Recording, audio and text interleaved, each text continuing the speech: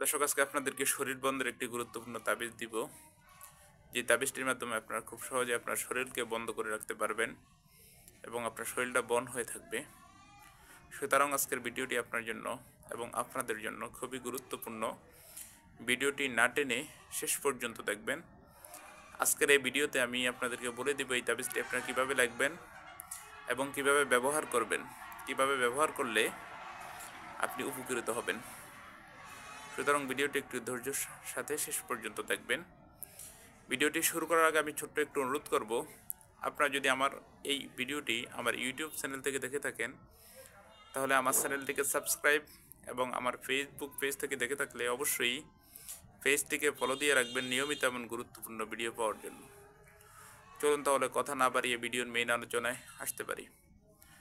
দর্শক, স্ক্রিনে যেই তাবিজটি আপনারা দেখতে পাচ্ছেন, এই তাবিজটি হচ্ছে শরীর বন্ধের একটি গুরুত্বপূর্ণ তাবিজ।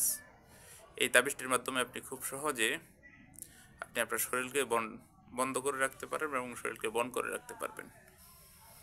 শরীরকে বন্ধ করে রাখলে আপনার কী কী উপকার, তার মধ্যে সবচেয়ে গুরুত্বপূর্ণ একটা উপকার হচ্ছে, কেউ যদি আপনাকে বশীকরণ করতে চায় এবং কেউ যদি আপনাকে নষ্ট করতে চায় অথবা সেহের করতে চায় অথবা ব্ল্যাক ম্যাজিক কেউ যদি আপনার উপর করতে চায়, বিশেষ করে এই সমস্যাগুলো থেকে আপনি নিরাপদে থাকবেন।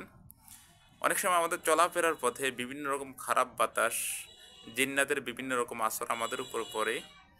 আপনি যদি এই তাবিজটির মাধ্যমে আপনার শরীরকে বন্ধ করে রাখেন তাহলেও আশা করি ইনশাআল্লাহ আপনার উপর খারাপ যে সমস্ত বাতাসগুলো আসা দরকার বা যে সমস্ত খারাপ বাতাস বা জিনের আসর আপনার উপর পড়া দরকার, এই সমস্ত জিনিস থেকে আপনি রক্ষা পাবেন। সুতরাং এই তাবিজটি আপনি লেখার নিয়ম হচ্ছে, তাবিজটি প্রথমে আপনি উজুর সাথে লিখতে হবে। গোসল করে যদি লিখতে পারেন তাও ভালো হয়। তাবিজ দেখার কালি দ্বারা লিখতে হবে, অর্থাৎ মিশকো জাফরান আম্বরের কালি দ্বারা লিখতে হবে। লাল কালি দ্বারা লিখতে হবে, তবে সবচেয়ে ভালো হয় তাবিজ দেখার কালি দ্বারা তাবিজটিকে যদি আপনি লিখেন।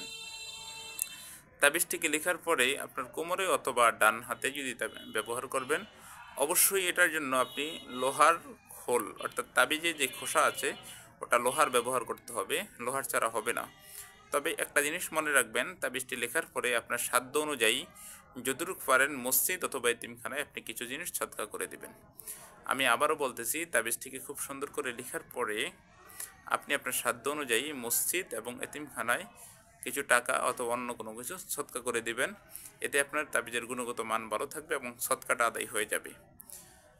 তো তাবিজটিকে অবশ্যই আপনি জাফরান মেশকো আম্বরের কালি দ্বারা লেখার চেষ্টা করবেন। লাল কালি দ্বারা লিখলে হবে, তবে মেশকো অর্থাৎ তাবিজ লেখার যে কালি আছে এই কালি দ্বারা লিখলে আপনার তাবিজের গুণটা ভালো থাকবে এবং তাবিজের মানটা ভালো থাকবে।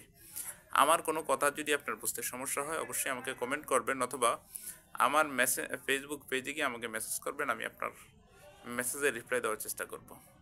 ধন্যবাদ, ভালো থাকুন। আসসালামু আলাইকুম রহমতুল্লাহ।